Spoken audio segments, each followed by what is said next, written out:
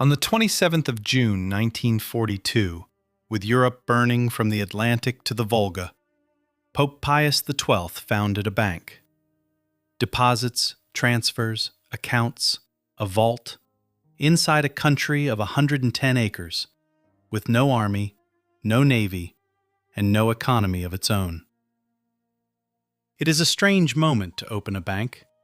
By that summer, every large financial institution in Europe was paralyzed. The Allies had frozen Axis assets. The Axis had seized Allied ones. Money could not cross the line in either direction, and a bank that cannot move money is furniture. This one could move money, in both directions, legally. For the next half hour, stand where a man named Bernardino Nogara stood, a layman, not a priest, holding the keys to the wealth of the Catholic Church.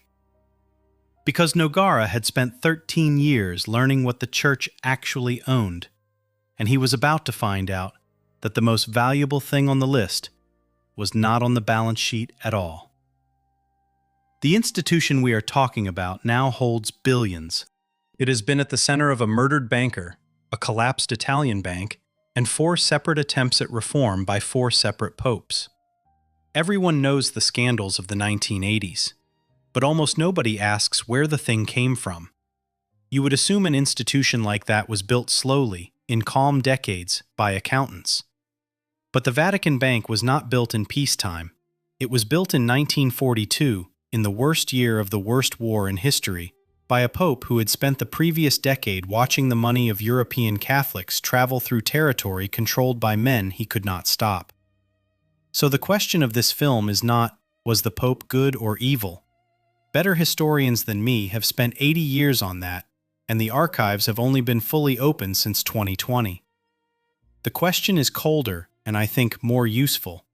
How does a state with no army become the only financial institution on Earth that both sides of a world war are forced to leave alone? Here is what we are going to do, and what we are not.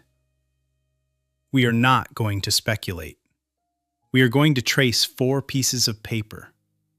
A windfall in 1929. A treaty in 1933. A freeze in 1939. A bank in 1942. Every one is public record.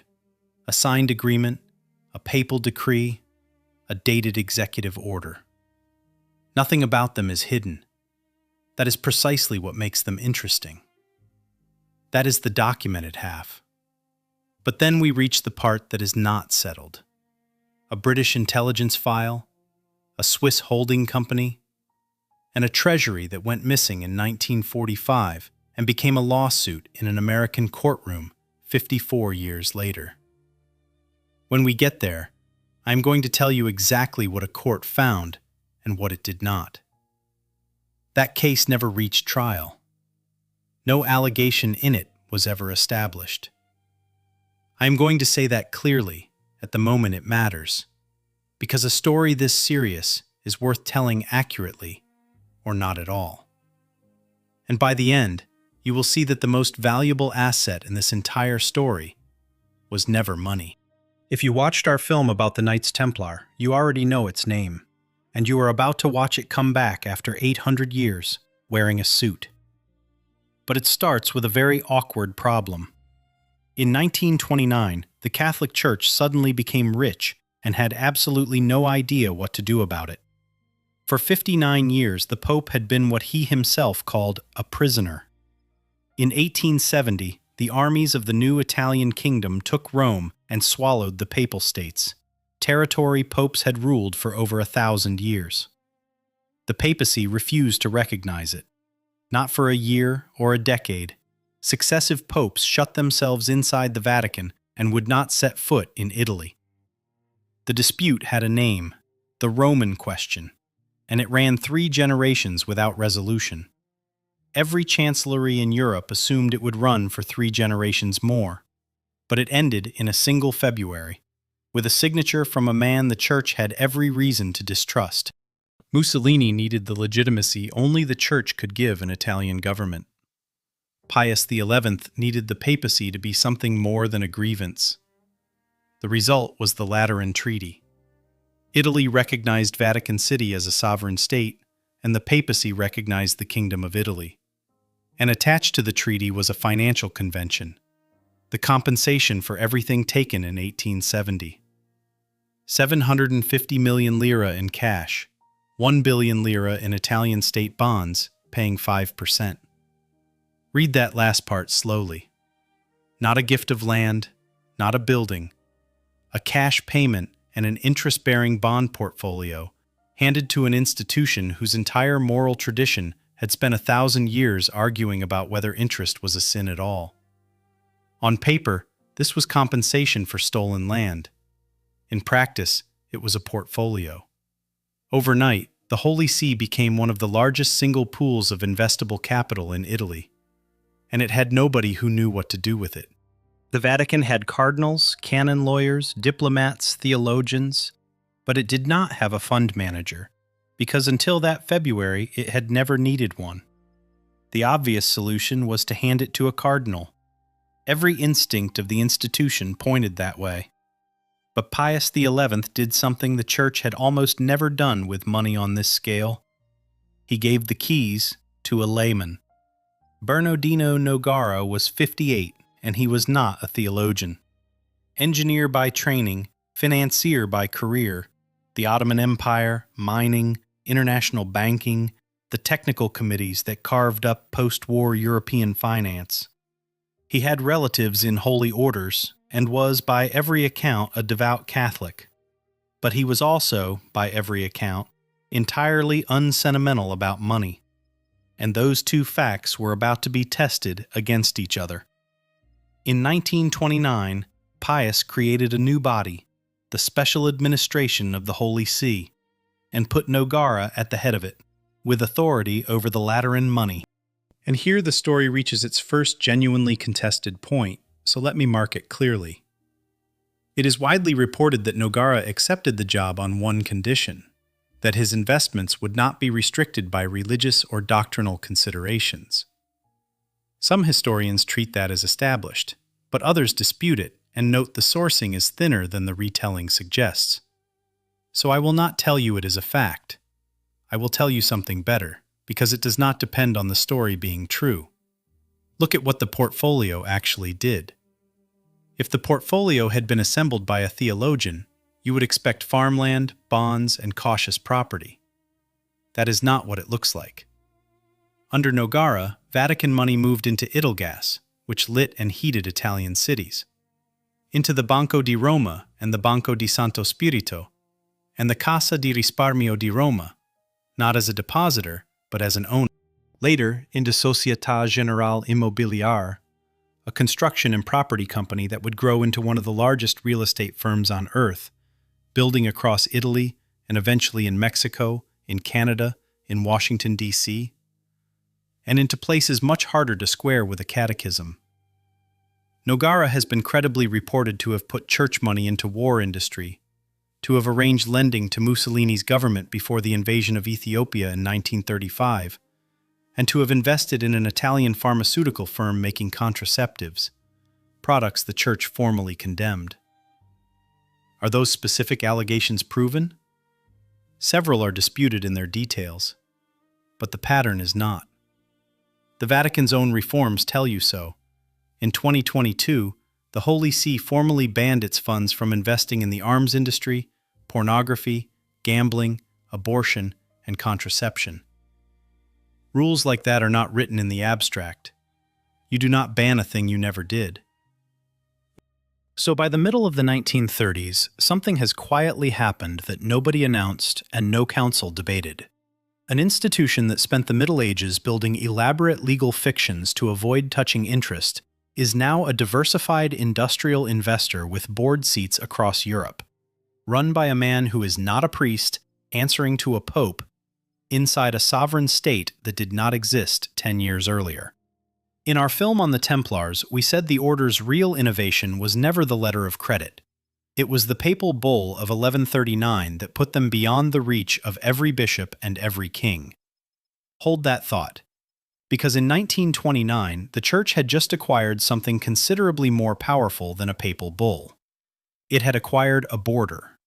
And in 4 years, the man who would learn to use that border was going to sign a treaty with Adolf Hitler. The 20th of July, 1933. A room in the Vatican. On the table, a treaty. Around it, the men who spent the spring negotiating it. Franz von Papen signs for Germany. Vice-Chancellor, aristocrat, Catholic. The man who had spent the previous winter assuring everyone that Hitler could be contained by people like himself. Across from him, Cardinal Eugenio Pacelli signs for the Holy See, the most experienced diplomat in the Church, and the man who 6 years later becomes Pope Pius XII. 15 days earlier, something had happened in Berlin that nobody in that room could have missed. On the 5th of July, the Centre Party, the political home of German Catholicism for 60 years, the party that had put Catholic deputies in every Reichstag since Bismarck, dissolved itself. The last of the non-Nazi parties to go. And 2 days after the signing, von Papen stood up at a meeting of the Catholic Academic Union and connected the two events out loud. The party was gone. The treaty was signed. He did not appear to think these were unrelated. What that trade was worth is argued about to this day, and I am not going to settle it in 4 minutes. Defenders say it was a shield, a legal instrument to protect German Catholics from a regime already dismantling every independent institution in the country.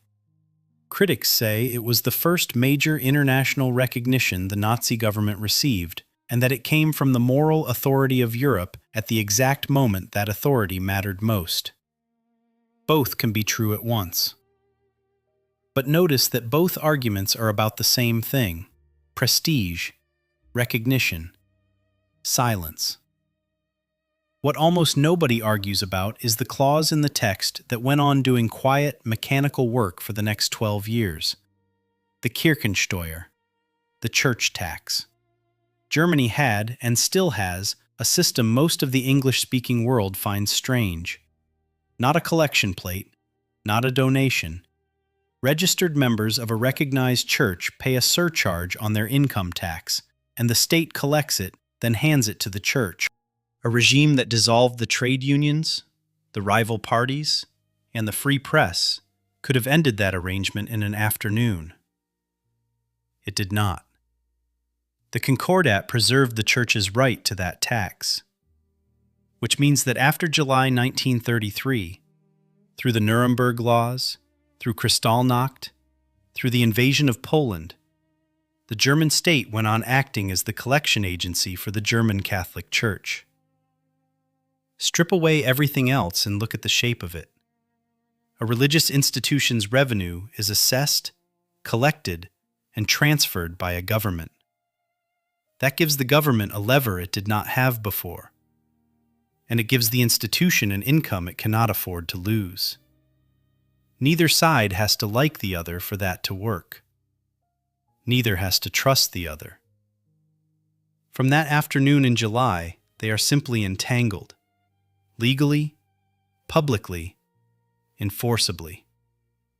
And that is the part I find genuinely uncomfortable. Not a secret meeting, not a hidden vault. A tax clause in a published treaty doing more consistent work over 12 years than any conspiracy could have managed. And that should have been the whole story. A church with an income inside a hostile state squeezed a little harder each year. It is what happened to every other independent institution in Germany. But it is not what happened here. Because this church was not only inside Germany, this church had a head of state in another country with a treasury, an investment portfolio, and a diplomatic corps in every capital in Europe. And in 1939, that stopped being a curiosity of international law and became the most valuable financial position in the world. Because in 1939, the money stopped moving. Everywhere. All at once. Here is the thing about a world war that almost never makes it into a war film. The dramatic version is tanks and beaches, but the version that decides who can pay for what is a filing cabinet. When states go to war in the 20th century, one of the first weapons they reach for is not a rifle. It is a freeze order. Enemy assets are blocked. Not taxed, not restricted, blocked. Accounts belonging to nationals of the other side, and to anyone in territory the other side controls, are locked. Trading with the enemy becomes a criminal offense. Britain built a whole government department for it, the Ministry of Economic Warfare, and when the United States entered the war, the President signed orders blocking transactions with the Axis and with territory under its control. Now hold that fact against the shape of the Catholic Church. The Church is not a national institution. It is a global one, and in 1939 it was operating on every side of the coming line at once. Dioceses in Germany, but also in Britain. Parishes in occupied Poland, but also in Chicago. Missions in Japanese-held Asia funded from Boston. Thousands of institutions, on both sides of a front about to become impassable. Every one of them needed money. In peacetime, that was an accounting problem. Under the new rules, it was an impossibility. Almost none of that money could legally move.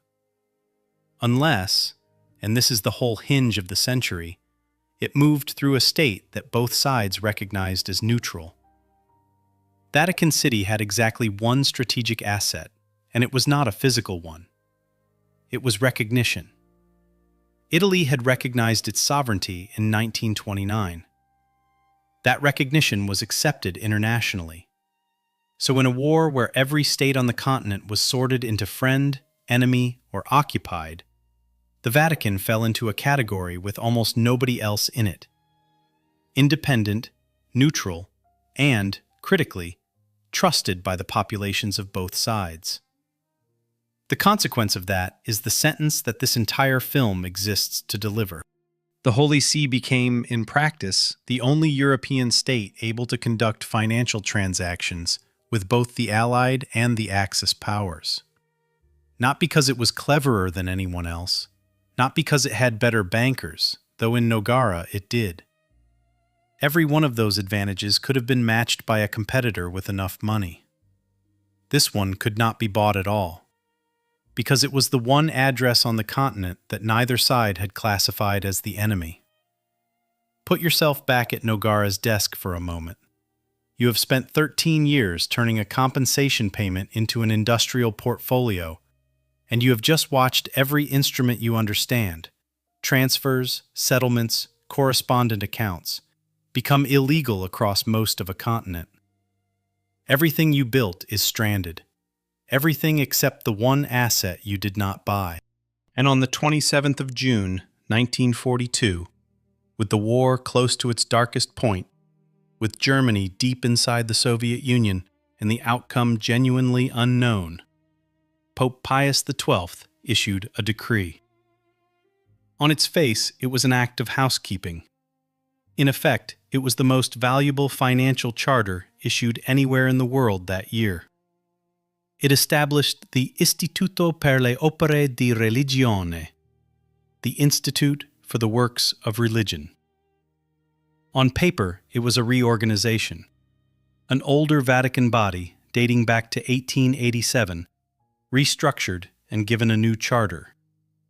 In practice, it was a bank, inside a sovereign neutral state, at the exact moment when a bank inside a sovereign neutral state was the most valuable object in Europe. Now, is the official purpose real? It is, and I am not going to pretend otherwise. The Institute existed to fund religious works, and there were desperate ones to fund. Missions cut off from their funding by the collapse of shipping. Dioceses bombed flat. Refugee relief, prisoner of war chaplaincy, orphanages full of children whose cities no longer existed. None of that is invented, and none of it is trivial. The war generated a genuine humanitarian emergency inside the Church's own network, and the Institute genuinely served it. And that should be the end of the story. A charitable body doing charitable work in terrible times. It is not the end of the story. An institution can serve its official purpose perfectly and still be something else at the same time. That is not cynicism. That is just how powerful institutions work. Because look at the capability this creates. A bank with sovereign immunity in a state no army will invade, because invading it costs more in Catholic opinion than it could ever return. Holding deposits no belligerent can freeze, because the depositor is not a belligerent. Able to pay into Berlin and into London on the same afternoon, not by evading the blockade, but by standing outside the category the blockade was written to catch. A Swiss bank was neutral too, but a Swiss bank was still a company inside a country that could be pressured, invaded, or cut off from the dollar. Every other financial institution on the continent in 1942 was a subject of some government. It could be nationalized, seized, blocked, or bombed. This one had a border, a flag, a treaty, and a head of state. And here is the uncomfortable structural truth, the one that has nothing to do with anyone's intentions. A channel that can move money past a wartime blockade for good reasons can move money past a wartime blockade. The mechanism does not read the purpose. It only reads the sender, which is exactly what somebody in London had started to think. By 1943, the Ministry of Economic Warfare was one of the most effective bureaucracies of the war. Its job was to map the flow of money into Axis hands and cut it, and its weapon was the blacklist, a statutory list of companies British firms were forbidden to trade with. To land on it was commercial death across half the world. It blacklisted firms in Lisbon, in Stockholm, in Buenos Aires. But at some point during the war, the ministry opened a file on a target it had no obvious way to touch: the Vatican's money. The name in the file was Profima S.A., a Swiss holding company, and according to material later made public, it was the Vatican's own. And the accusation was not vague. The British claim of 1943 was specific, and it is worth understanding exactly what it describes, because it is a beautifully technical piece of financial engineering rather than anything melodramatic. The claim was that Nogara had moved Italian bank shares into Profima's hands, in the British phrasing, to whitewash them, to make holdings that were, in substance, Italian, that is, enemy, appear on paper to be controlled by Swiss neutrals. Do you see what that does? Italy is a belligerent. Italian assets are blocked, but Swiss assets are not. Move the legal ownership across a border on paper, and an asset that was frozen on Monday is liquid on Tuesday. Nothing physical moves. No gold crosses a mountain pass. A share register is amended. That was 1943. But by 1945, the British were reading intercepted cable traffic between the Vatican and a contact in Geneva, and internally discussing whether to put Profima on the blacklist outright. In the ministry's own language, what Nogara was doing was dirty work. So is that the smoking gun? No. Two honest caveats, and they matter. First, this is a wartime intelligence assessment by an enemy-adjacent department, not a court finding. Suspicion was that department's entire function, and it was wrong about targets more than once. Second, and more importantly, Profima was, as far as the record shows, never actually blacklisted. The British had the evidence, the authority, and the machinery, but they did not do it. And why not? Because the answer is the whole story. Blacklisting the Vatican's holding company would have meant a public accusation by the British government that the Holy See was laundering enemy assets in the middle of a war against a pope whose moral endorsement both sides were competing for, with tens of millions of Catholics in Allied uniform and tens of millions more in occupied Europe. They had the evidence, but the cost of touching it was higher than the benefit of stopping it. Now hold that against 1139, because it is the same sentence in different clothes. In our Templar film, no bishop could touch the order, not because bishops approved, but because the order had been placed beyond their jurisdiction by a higher authority. Here, no ministry touches Profima, not because the ministry approves, but because the entity is standing behind a sovereignty that costs too much to challenge. 800 years apart, same architecture. The immunity is the asset. There is one more piece to this, and it runs in the other direction. Everything so far has pointed east: Rome, Berlin, Geneva. But the other end of the Vatican's wartime position ran through New York, and through Francis Spellman, its archbishop, who had known Pacelli for years.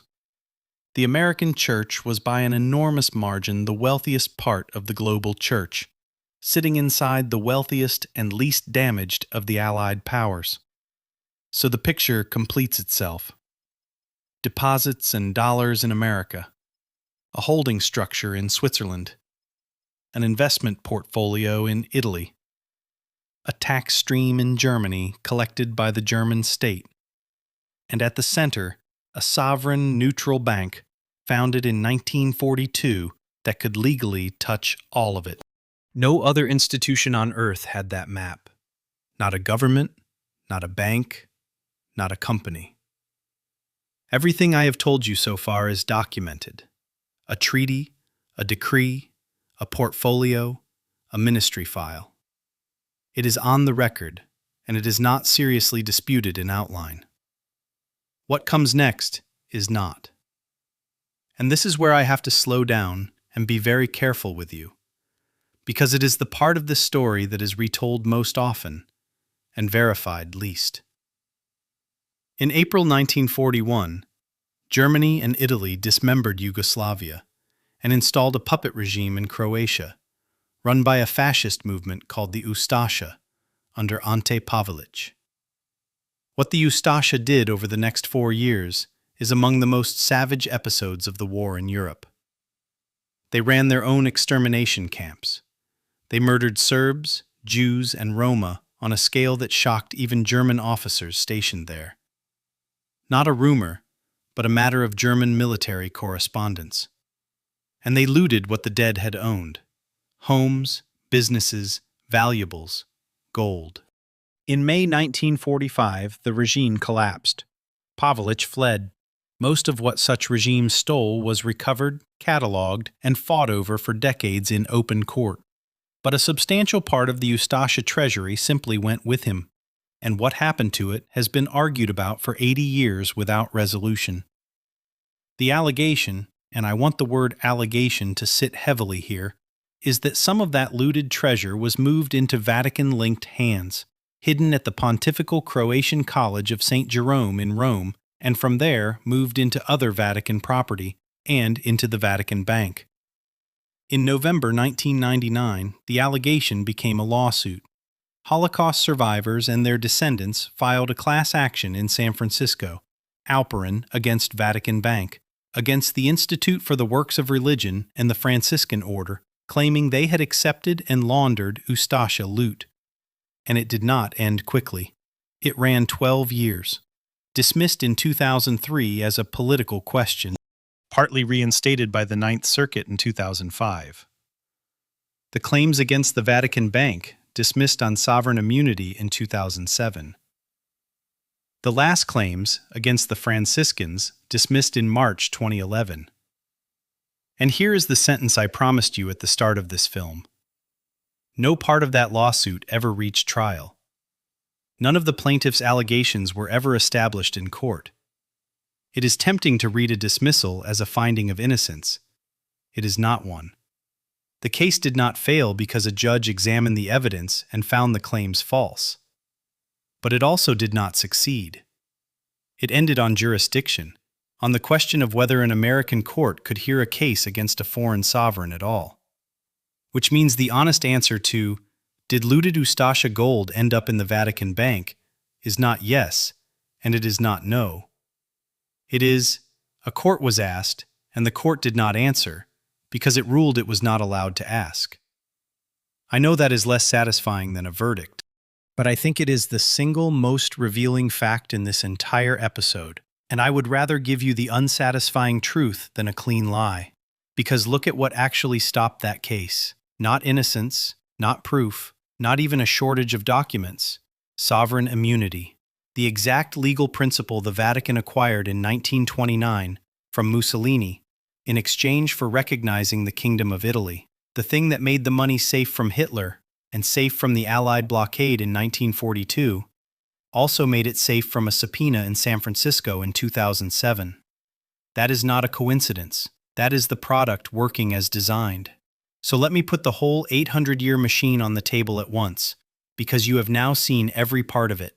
In 1139, a pope issued Omne Datum Optimum and placed the Knights Templar beyond the authority of every bishop and every king in Christendom. We said in that film that this, not the letter of credit, was the invention. The Templars did not find a better way around the ban on interest. They were granted a private legal universe in which the ban's enforcers had no standing. For 8 centuries, no institution could reissue that bull because there was no longer a Christendom to issue it into. But in 1929, the Church acquired the modern version of the same document. It is called sovereignty. And it is stronger because a papal bull only worked on people who accepted the Pope's authority, and sovereignty works on everyone, including people who despise you. And then the Church did exactly what the Templars did. It did not start with the money. It built the capability on top of the exemption. Capital from the Lateran payment, a professional investor in Nogara, a holding structure in Switzerland, a tax stream in Germany, a dollar channel through New York, and in 1942, at the center of it, a bank. And here is the thing people expect to be the secret, which is not the secret at all. Every single one of those pieces was available to other institutions. Capital, investors, holding companies, correspondent banks. None of it was hidden, and none of it was unique. Only one of those institutions could not be frozen, seized, invaded, taxed, or subpoenaed. And that is the entire difference. Not the gold, not the vault, not the secrecy, the jurisdiction. 4 pieces of paper. That is the whole machine. Everything else in this story, the lira, the shares, the deposits, the Swiss company, was just what the paper made possible. And now the part that reaches out of the archive and touches you. You might assume this died with the war, but you already live inside the modern version of it, and you almost certainly pay for it. A corporation registered in Delaware rather than the state it operates in. A fund domiciled in the Caymans. A shipping company flying the flag of Liberia. A technology company routing its European revenue through Ireland. None of those are hiding places. Nobody is burying anything. They are jurisdiction purchases, the same trade the Templars got from a pope in 1139 and the Church got from Mussolini in 1929. Choose the authority you answer to, and you have chosen which rules exist for you. That is the oldest financial technology in the Western world, and the Church did not merely use it.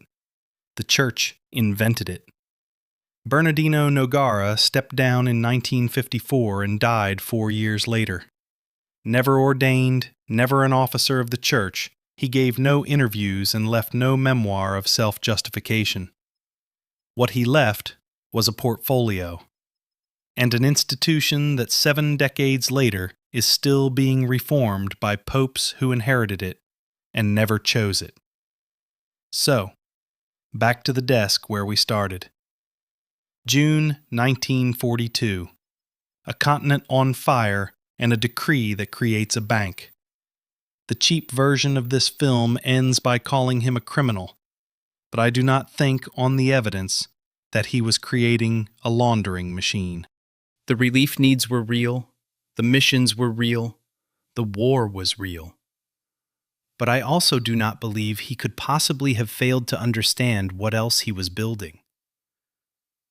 Pius XII was the most sophisticated diplomat of his generation.